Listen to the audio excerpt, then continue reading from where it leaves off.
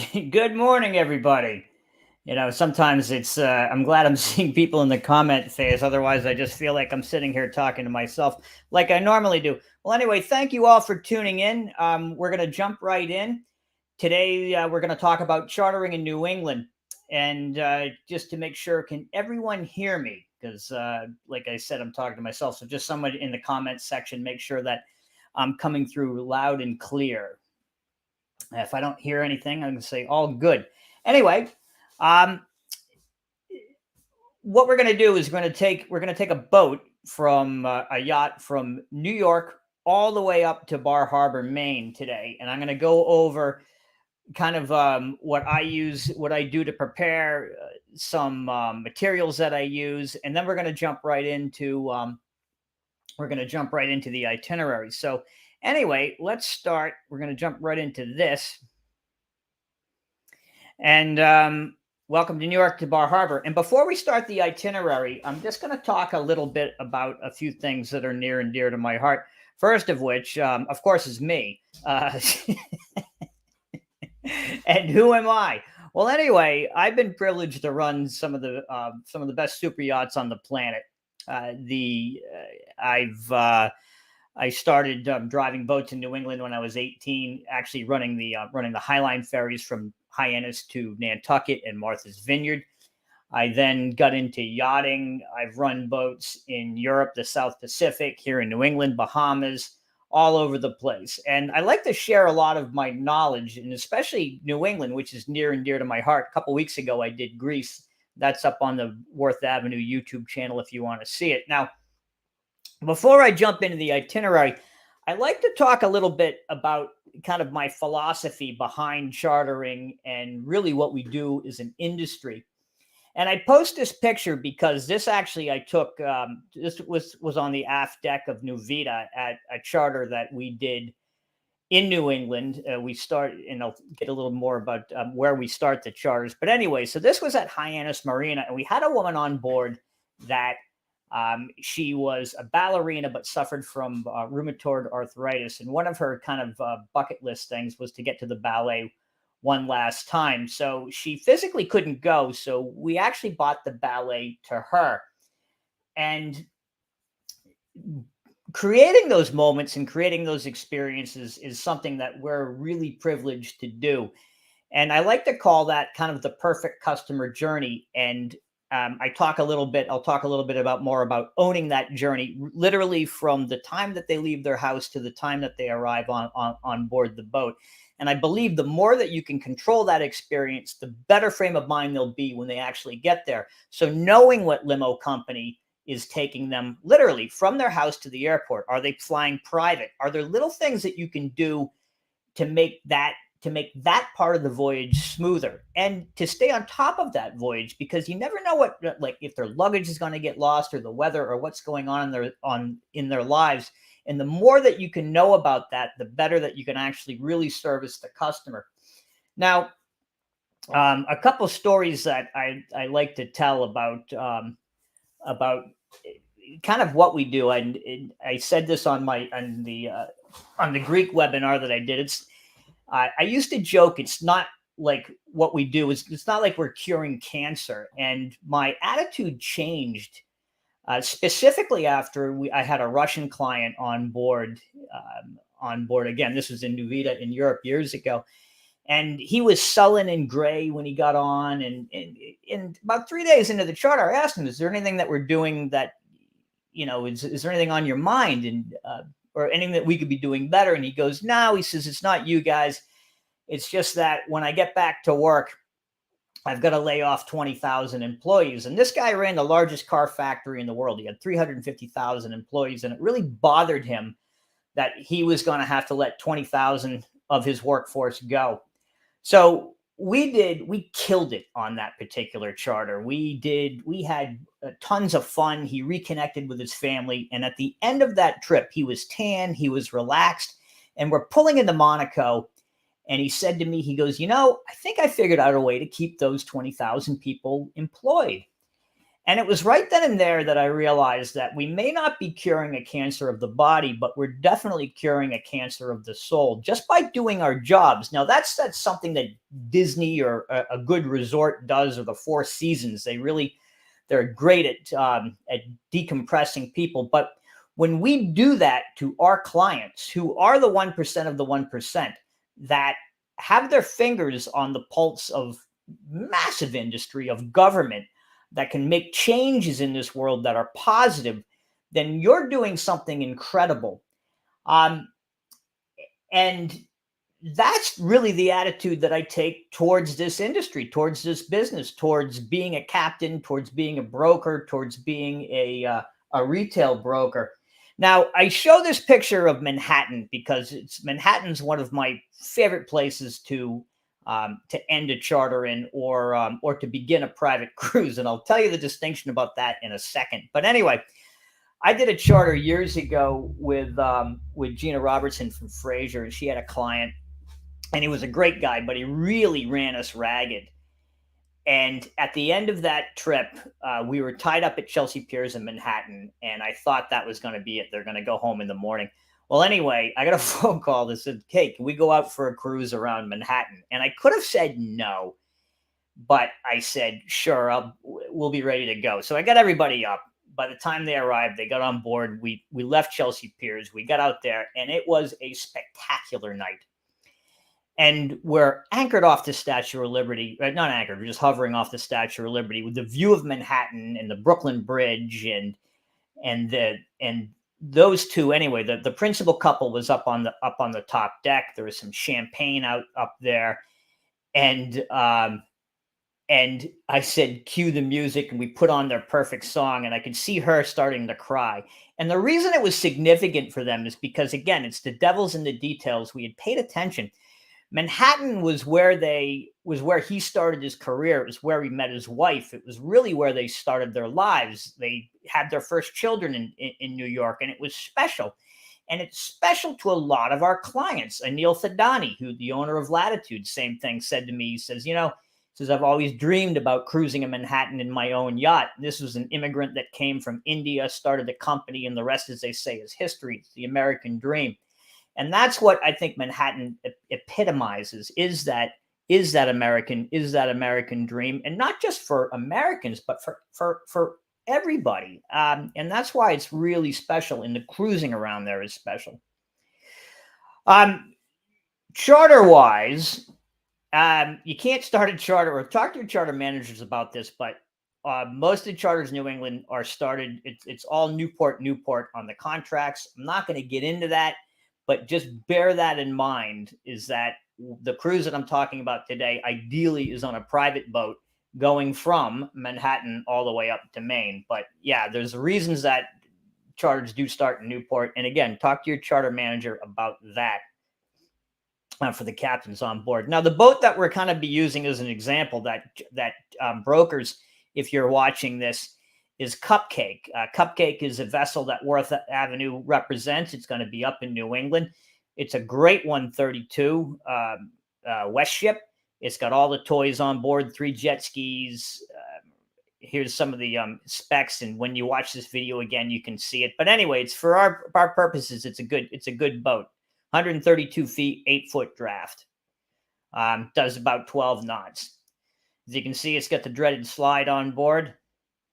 Comes to that tender. Now, captains too, if you're in this chat, is that I think having a tenders like this is critical to running a good program. Not just in the Bahamas or anything, but definitely up in New England. There's times when it's going to be cold that the small tenders aren't going to be capable. And there's a saying, if you don't like the weather in New England, just wait a minute. Here's the interior on Cupcake. Nice big kind of open plan, light and bright. The master stateroom. And again, some of the key features on board that boat. If you're interested in Cupcake, go to the Worth Avenue website and download the full brochure. It's a 61-page brochure, which has photos of all the special features on board and a little bit of bio on Captain Nick, who is the captain of this boat. Now, some of the resources that I use to put together an itinerary. Um, when I go to the itinerary, and by the way, that itinerary will be available to all of you. I didn't really put any marinas in there because I use this website called marinas.com, which does a great job. And the link to this website is embedded in the itinerary. But literally, it's got maps. So if you're looking at, say, Mystic, and it's full and you want to go over Old Saybrook, you go onto the map, you click on the little button with the little marina thing. It will give you phone numbers, who the harbor master is with. Some of the information in the pictures are a little dated. I noticed the picture they were using for Nantucket literally goes back about 15 years. But for the most part, the information on this is very, very good. Pilotage. That's a big question that you get in New England. In two ports that 100% you're going to use, you're going to use a pilot is New York and Boston. On the New York section in the itinerary, I have the website for Sandy Hook pilots. Call them; they're great. They'll come on board. They're super polite, and they're really value added. They're going to tell you a lot about Manhattan, where to go, the times that you can come in. If you've got a boat that doesn't handle really well, you're going to want to come in at slack tide, especially like a place called North Cove, which I'll talk about in a second. In Long Island Sound, again, look this up yourself, but basically it's anything over 200 feet is going to need a pilot. When you get into Massachusetts, the rule of thumb is, well, not rule of thumb, it says a rule, any foreign flag vessel over 350 gross tons. I've ran a lot of boats way over that tonnage level, and I've never used a pilot in Massachusetts. But again, that's up to you. And Connecticut, I believe it's 200 feet. Going into Portland, Maine, it's a little different. It's not by tonnage or by feet. It's by what you draw. And going into Portland, Maine, anything over 9-foot draft, you're supposed to get a pilot. But again, I put the links to all the different pilot organizations all throughout New England in the itinerary. Again, look it up. Make sure, captains in this chat, you know your vessel, you know what you need to use. Another great product which I use, captains, you'll definitely know this. This is obviously seaweather.net. Fantastic. I use this all the time. I don't necessarily use their forecasting, but I use their website. This is actually today's weather. Some of you guys probably hove to. Avoiding that little system coming up. Seaweather.net, great product. The other thing I cannot stress enough is while you're in New England, NOAs. Now, brokers, if you don't know what those are, those are notice of arrival that the Coast Guard maintains. And going into Manhattan, you're supposed to give 24-hour notice. Same with Boston too. They're sticklers about that. Sometimes you can get some grace period and get them to give you 12 hours. But I file notice of arrival anytime that I'm moving the boat, I file it, with the exception of, say, Martha's Vineyard, if you just go banging around from port to port over there. But it takes 2 minutes on the guys that are running bigger boats where you got a good bridge team. Just make this someone's job. It will save you a lot of headaches. Another note with the U.S. Coast Guard is I recommend calling them and doing a voluntary safety inspection. They're going to come on board. They're going to look at your LSA equipment, and they're going to look at your oily water separators. Just make sure when you're in New England that those are, like, all the dates on your life rafts, everything's in check, because they do come in check. But if you call them, they're really grateful. They're happy to do it. You'll get a piece of paper, and then you're good for, I believe, a year.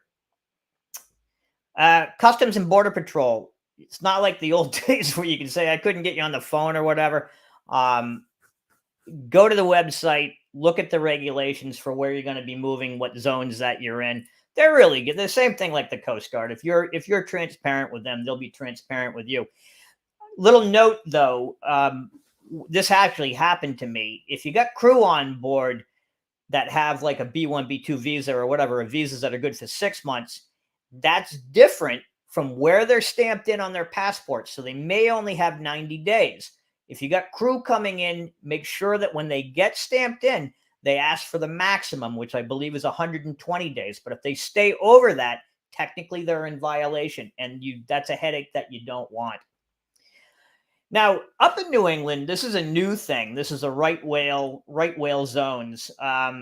Any vessel over 65 feet is going to go 10 knots through these zones.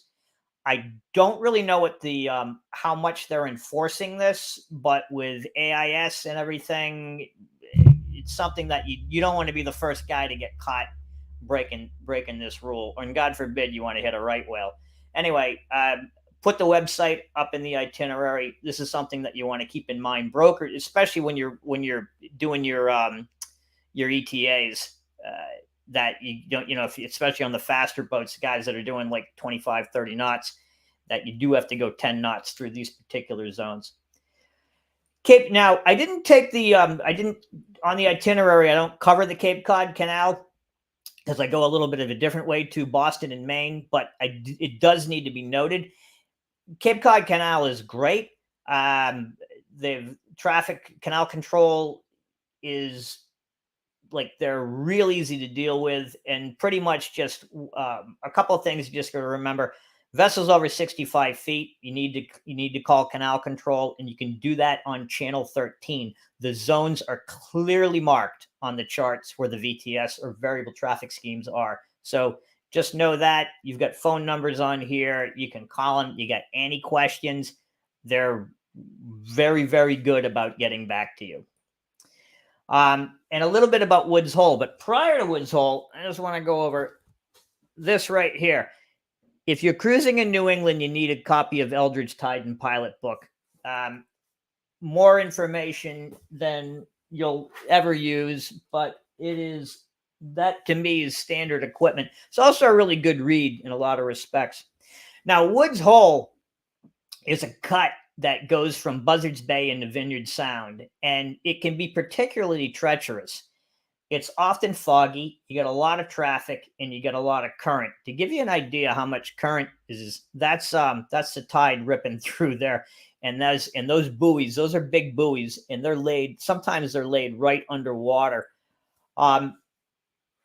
It can be confusing. There was an accident there.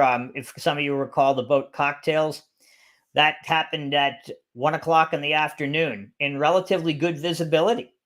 And there was, of course, the big headlines, Cocktails on the Rocks. None of you want to be, it's good to be, none of you want to make those types of headlines. So on that happy note, we're going to jump right into the actual itinerary. So this is from New York to Bar Harbor. Now, this is like the way that this is 20-day charter on board.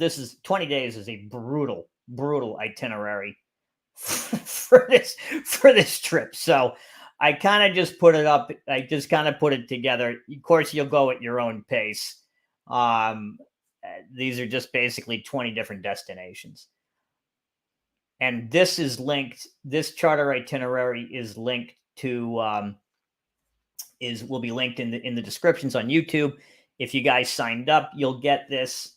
So don't worry about it. And then go ahead, use any of the pictures, any of the information, anything you want. My phone number's on it. If you get any questions, call. So the first destination, of course, is Manhattan. Now, there's a couple different ways that people can get to the boat. Now, the little dot you'll notice is over at Liberty City Marina. That's actually technically in New Jersey. That's a great spot if you want to tie up in. But there's a few other ones that I like. There's Chelsea Piers. That's my favorite dock in Manhattan for a couple of different reasons. One, even if the tide's ripping, and I've literally cruised by sideways and I had to shoot the boat in. I had some advantage. A long time ago, I worked for World Yacht and had to go out of that dock every single night. Didn't matter what the current was going. So I had a lot of practice going in and out of that. But also what I like about it too is if you have cars or you need cars standing by in Manhattan, parking is real convenient. So you can actually have the cars, especially if you get the corner slip, like way well inside, you can have your cars parked right there. It's also good for provisioning. That area of town is super safe. There's tons of stuff for your people to do. It's like, it is logistically, I think, one of the best spots in Manhattan. North Cove, which I had Asteria in last fall. Asteria is a 52-meter expedition vessel. She draws a lot. She draws 16 feet. Not a really good handling boat. That boat, we had to be super careful to go in at slack tide, because when you come into North Cove Marina, you really got to lay the brakes on. Now, years ago, North Cove was kind of a wasteland. There was nothing down there, but it's really grown up. There's a great shopping mall right at that marina, some really good restaurants, and the neighborhood has grown up around it. So that's actually a pretty good dock now. But but getting people on and off to the boat, it's a little bit of a walk. I don't think there's any carts there, but it just doesn't flow the same way that Chelsea does. And those are the two big marinas. There's a few other ones as well. UseThatMarina.com. You can dial it in. Prices for dockage in Manhattan, it's obviously not cheap, but both those docks are good. Also in Manhattan, if you got to get people from the airport, like if they're coming into like LaGuardia or JFK, and they're down for it, I recommend the helicopter service. There's a helicopter service on 23rd Street, which goes from which is actually on the east side. So it's going over to Chelsea Piers. It's real easy. It's just a quick ride right across town. But anyway, take that helicopter. It saves hours. It's a great ride. And again, that kind of mentally getting the people psyched. They'll be psyched to take that chopper and land, then take that drive across town. And then when you leave Manhattan, leave it sunset. Ideally the people arrive like around 3, they get settled, and then they get a couple of drinks. And usually a lot of my clients had friends come to Manhattan. They would have a few cocktails, and then we'd get underway and do a little cruise. And now if you're under, I forget, ask Sandy Hook pilots, but I think if you're under 500 tons, under 50 meters, you can go cruise by yourself. You don't need a pilot. So you can go up to the GW Bridge, back around the Statue of Liberty, and then I think it's up to the Williamsburg Bridge. So if you want to do a cocktail cruise with your guests on board, with your guests plus their friends on board, it's just a great way to start the trip. And then you put everybody in the tender, you bring them back into Chelsea Piers or North Cove or wherever they get off, you pick up a pilot, and then you continue on for that great night cruise all around Manhattan, up the East River, through Hell's Gate. And you drop the pilot off there, and then you go to where I like to go is Oyster Bay. Now, Oyster Bay, it's about like obviously you're not going to be driving across Long Island, but Oyster Bay is a great first stop. About 3.5, 4 hours from Manhattan. You'll be getting there. If you leave at night, you'll get there relative, like 11:30 midnight. And you get everybody settled. It's super quiet. And then they're going to wake up in Cold Spring Harbor. And I've got this is like here. If you see them like that, you're going to come in here. There's a little anchorage here, but way down there, there's a really good anchorage. It's good holding anything within other than like a screaming northwest wind, which you're probably not going anywhere anyway if that's the case. But great for them to wake up in. You can put the toys in the water right away. It's a complete juxtaposition to Manhattan. And from there, I picked a couple of places on the Connecticut coast. Now, just for the sake of the itinerary, I just put Mystic, Connecticut. It's got Mystic Seaport Museum is right there. You can tie up next to tall ships. It's kind of a cool ride up into Mystic. You got to go through bridge and then through this town. It's interesting. If you can't get into Mystic, next to that is Old Saybrook. Old Saybrook again has really good dockage. If they're into gambling, both Mystic and Old Saybrook, you can get limos or a car service to take them to Foxwoods or Mohegan Sun, especially if there's big acts playing there. So that's what I would recommend if you're coming up through Long Island Sound. And again, there's Greenwich, there's all sorts of places. Take a look at the map. I just use these two as an example, and I've done this successfully. Now from Mystic, of course, there's the Hamptons. You kind of have to come back and go from there, but you can go from Old Saybrook and go right across through like Plum Island Cut and then into Sag Harbor. Sag Harbor, when Nancy was, you guys, captains will remember Nancy and remember it was like, you either had to bring really good food to bribe her or bags of cash. I was more of a bring really good food and be nice to her kind of captain than a bag of cash captain. But anyway, it's changed. It's not a bidding war to get onto the dock. It really is first come, first serve. The anchorage just outside of the harbor is pretty good. Be careful. There's a giant pile of rocks that especially you get you guys on the tender coming back in and out at night. I've seen tenders smoke that. I've seen guys that live there all their life smoke that pile of rocks. Just make note of that. Sag Harbor is also a good spot. There's some great beaches in there. There's Shelter Island. You can do, if you don't draw too much. I did this in a boat years ago. We drew 7.5. It was on a 50 meter. I did a cruise all around Shelter Island. Some nice little anchorages in there. You can go further up to Montauk.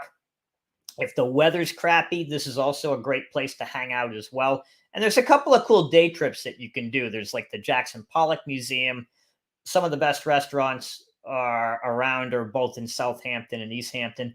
And I also put in, if you got to get people in to there, the Montauk Airport's the best. Generally, if you're trying to get them by car from Manhattan to there, it can be a nightmare. I put the number, the guy's name's Curtis.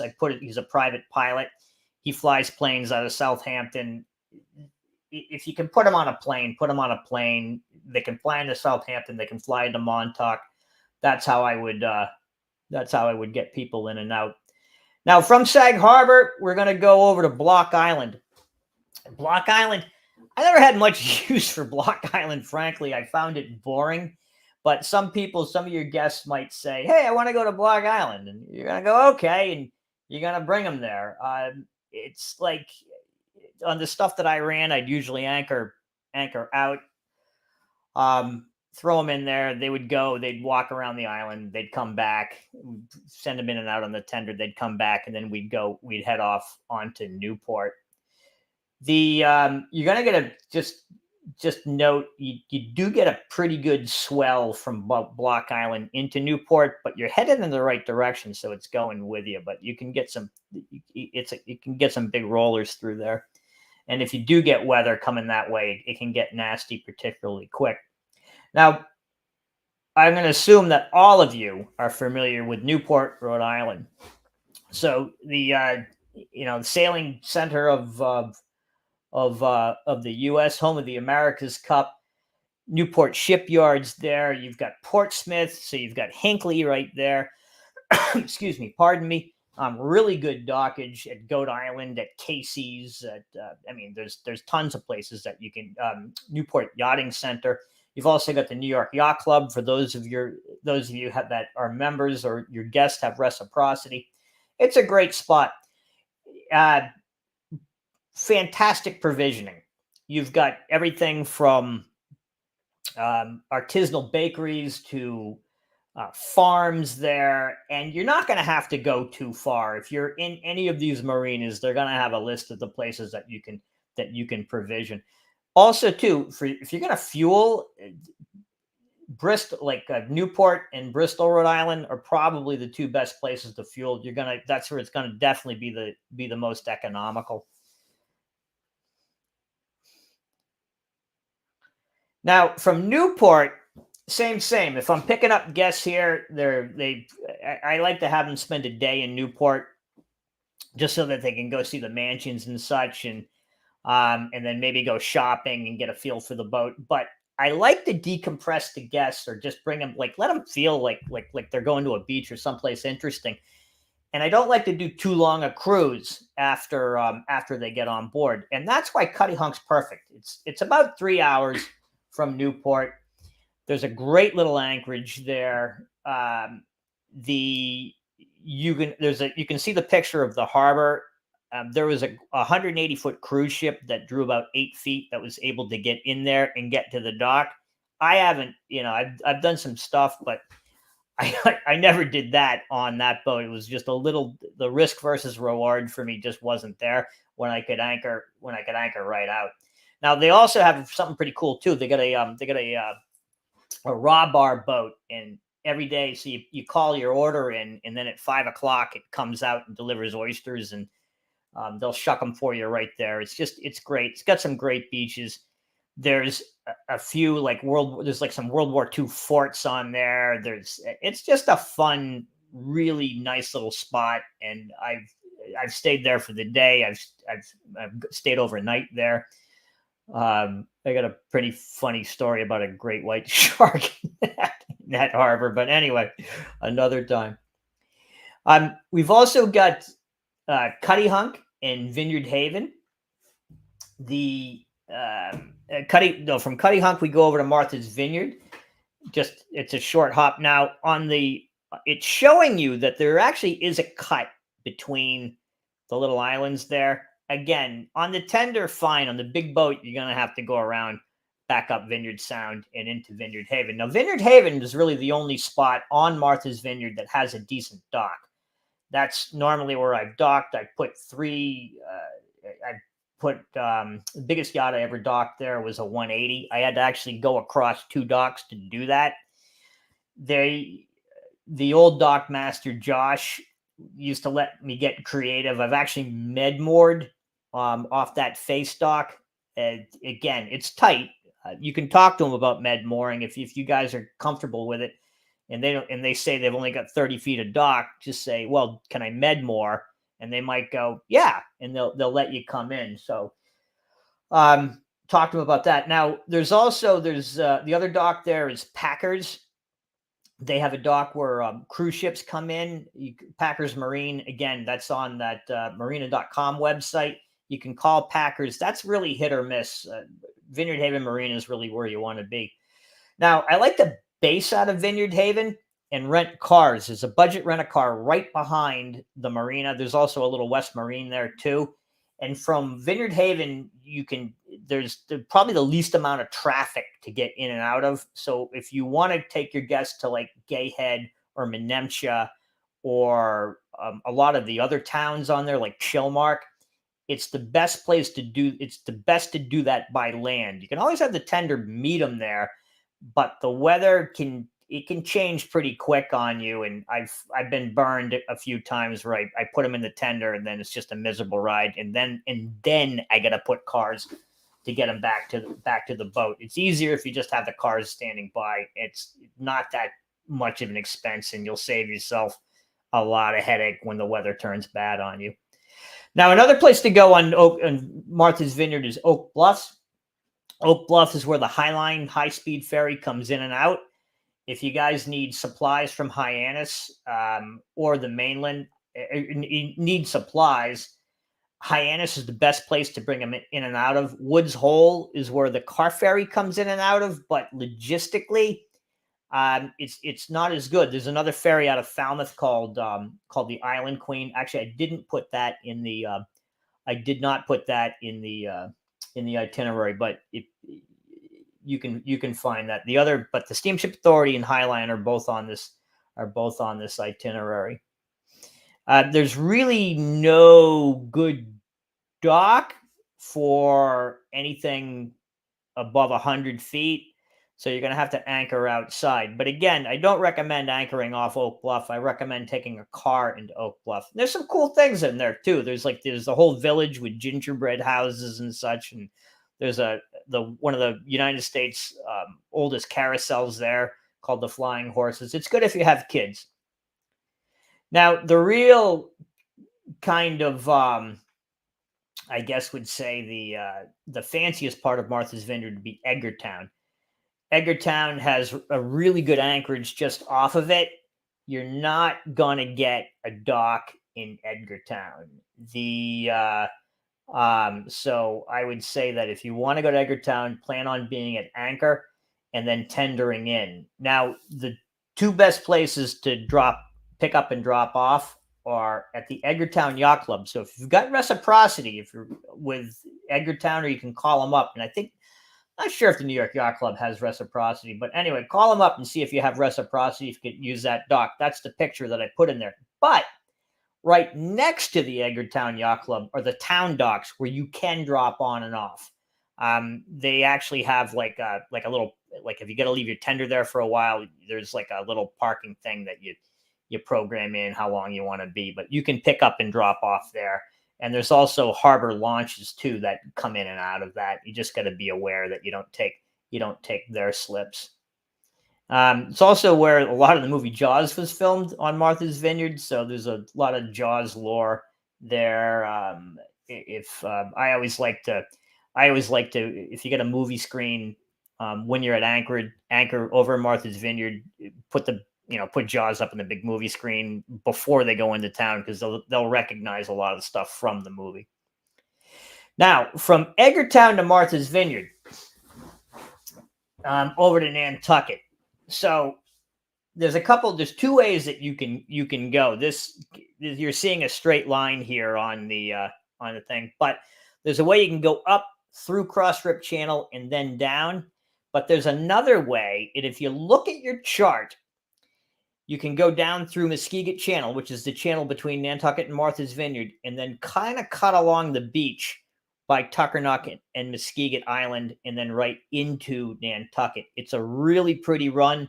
You got about 15 feet of water. The deepest draft boat I did that on was we drew about 9.5, and I had plenty of water underneath me the whole time. During the summer, I run the high-speed ferries, and I ran one of the ferries through that cut the whole time.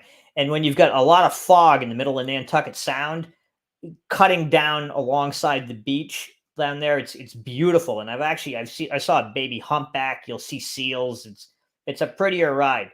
Captains, if you're on this, you can message me on my Instagram, which is Excitement Factory, or email me, or if I'm in the New England Captains chat group on WhatsApp. So if you want to know numbers or talk about that further, I can talk about that further. It's a real special way to get back and forth between the two islands, and I recommend it in everything with the exception of a north wind. You can see the picture of Nantucket Boat Basin right there. You'll med more. The bigger boats will med more up here. There's tons of slips. I'm just moving the mouse around. Right where the Nantucket Lightship is, that is my favorite slip on Nantucket right there. Sea Owl, a big burger, usually snags that slip. But if you call them up and you're like, hey, is Sea Owl in? And you can grab that slip, it's great, because you can just walk right into town from that particular slip right there. And that's, again, I'm just circling it right where the Nantucket Lightship is. Anyway, expensive fuel, by the way. Hyannis is a really good spot to pick guests up or drop guests off. Also, you're going to provision there. I put in the itinerary, I put a couple of things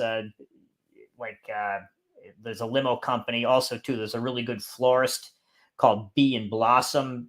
They do a lot of yachts. You're going to be real, Stewie's, if you're on here, you'll be real happy with what they have. Also, put the phone number for the harbor master. Excuse me, not the harbor master, the dock master for Hyannis Marina. That's where you're going to go.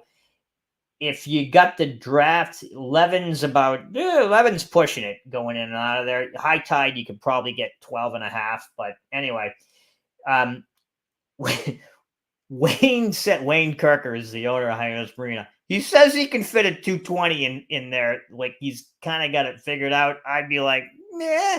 The biggest I've ever had in there is about a 180, but like 190 maybe. I don't know. Anyway, you guys figure it out.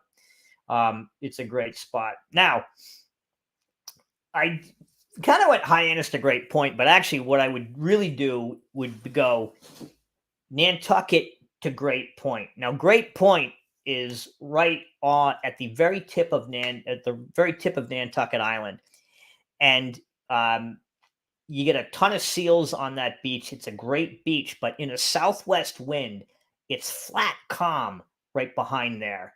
And I like the stage there to go to Provincetown,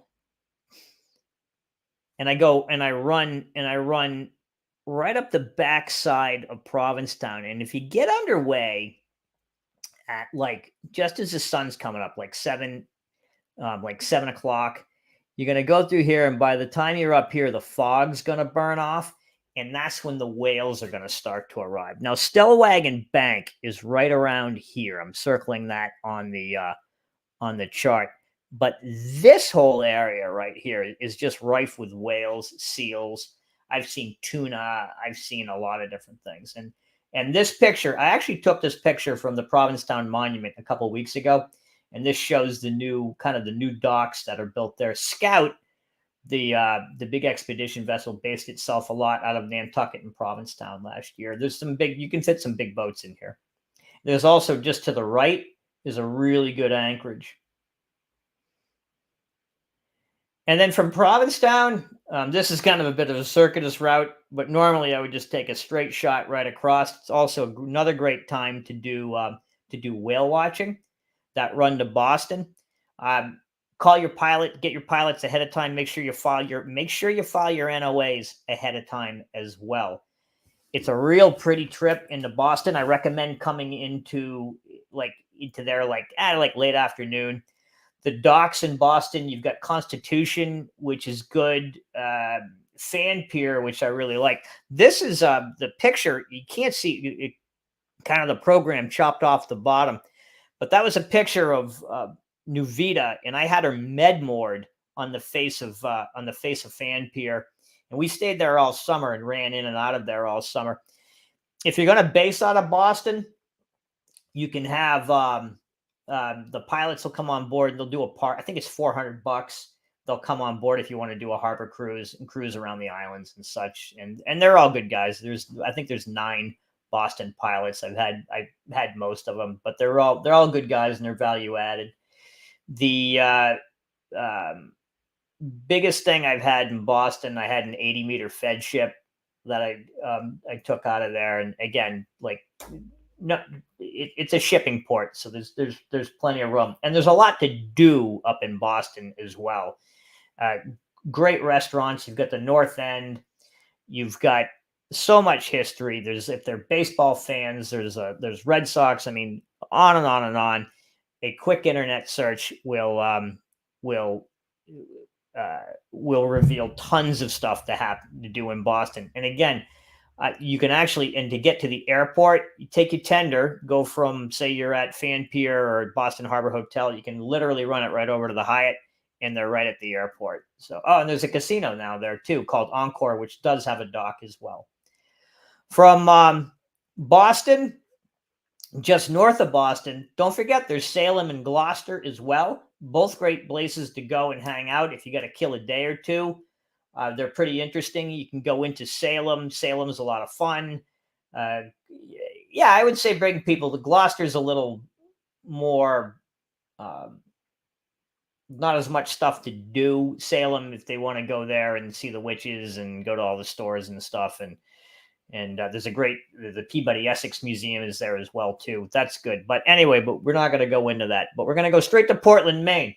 Portland, Maine, like I said before, if you draw more than 9 feet, you're required to have a pilot. The link to the pilots, Portland pilots, is going to be at the end of this itinerary. Marina that I always go to or always went to was DeMillo's. It's right in the middle of things. Right in the whole downtown area. There's a whole kind of like a cobblestone marketplace. tons of restaurants, tons of shops. Portland's a really great fun stop.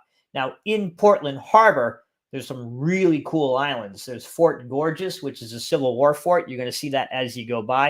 And if you got a little Zodiac, you can go out there and just go check it out. It's a fun, like, little, if you want to go exploring, it's really interesting. There's also House Island, which I believe you can get a tour on there.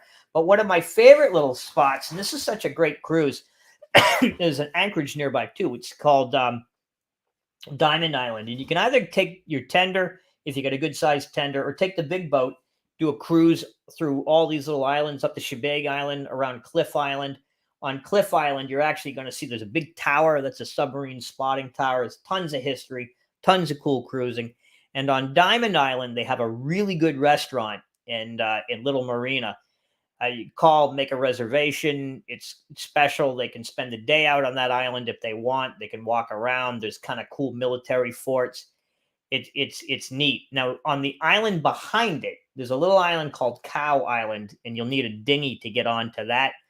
That's got some World War II bunkers, and it's even got earthworks that go back to the Revolutionary War on it. Except, just remember, on the south side of this island, I was walking around that island going, wow, there's no poison ivy on this island. And then I walked to the south side of the island and realized I was standing in an entire field of poison ivy. Anyway, don't go to the south side of Cow Island. Go onto the north side. There's no poison ivy. Now, from Diamond Island, I got us going up to Booth Bay. There's tons of stuff I've skipped. There's all through Casco Bay, all the way up to Booth Bay. There's a bazillion different anchorages. There's like Wiscasset, Maine, which is really, you can actually get into there. It's got a really cool town. There's actually a really good lobster restaurant. Call the harbor master. Biggest thing I got on the dock in Wiscasset was 180 feet. Again, that's about as big as you can go. When cruising up in Maine, be aware of lobster pots. They are everywhere. Make sure you got a good wetsuit and a knife, because you can try your best, but you are going to pick them up, and you are going to have to go swimming to go get them out. So just saying.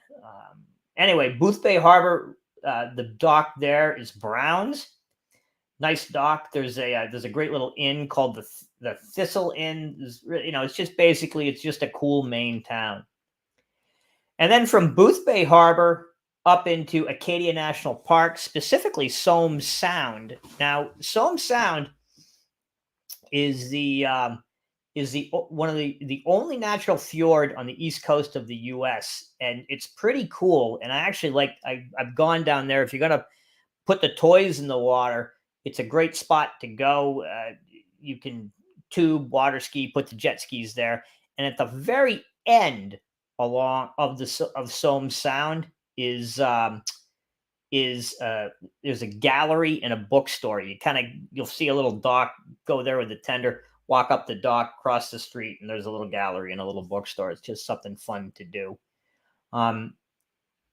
There's Swan Island. There's Southwest Harbor. Tons of stuff in Acadia National Park. And our final destination is Bar Harbor. Bar Harbor, Maine it's got a good anchorage there. I pulled up on I docked one time. I literally had like about an inch underneath me on a boat that drew about 6.5 feet. So be careful. And the bottom, by the way, it's not sand. It's pretty hard. But anyway, great place to go. Good restaurants. There's a private airfield that's out of there. Bar Harbor is a great last stop on this adventure. Now, on the itinerary, I just want to show you something real quick. You'll look at New York. You want to look at Sandy Hook Pilots. Just click on that link. It's going to give you the phone number and the website for Sandy Hook. If you're in Newport, I put in some cool stuff. There's Fort Adams State Park.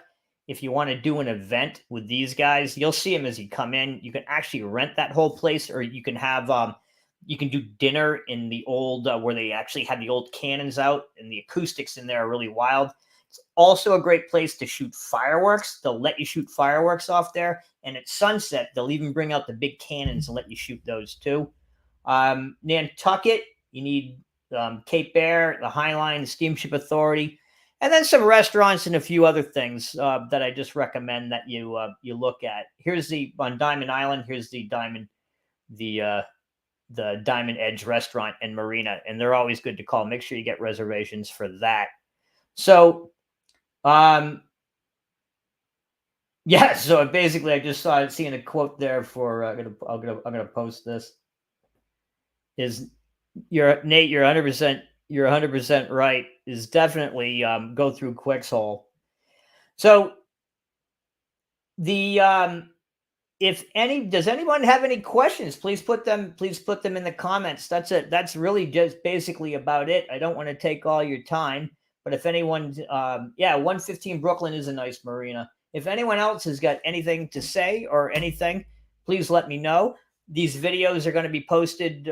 This video is going to be posted up on YouTube on the Worth Avenue channel. Remember to like and subscribe. And if you need anything else, my phone number is at the bottom of the itinerary, or if you're part of the New England Captains Group, whatever you need. So that's all we have for now. If no one's got anything else, or one last, I'll give you any. If anyone's got any questions, let me know. Well, thank you, Yvonne. Thank you all. It's been great to see you. And tune in again for Dive In with Captain Sean. The next couple of episodes, I'll probably do a few more itineraries. I'd like to do one of the South Pacific, specifically Vanuatu, Alaska, Northwest Passage. But if anyone wants to see something specific, I'd be happy to do that. The other things that we're doing too is I'm going to do a walkthrough on a build of an RMK 120. First interview is going to be with Marnix from VREPAC. Then we're going to be actually powering that vessel and then going right up into production with it. Anyway, are you going to do one for the Bahamas? Well, now see the Bahamas. There's a lot of great guys that I would definitely have to. Get some current information for that. But yeah, I could definitely do one for the Bahamas. And a Caribbean one too. Sure, why not? We can do them all. All right, everybody. Have a great day. It's been a pleasure. And we'll see you soon.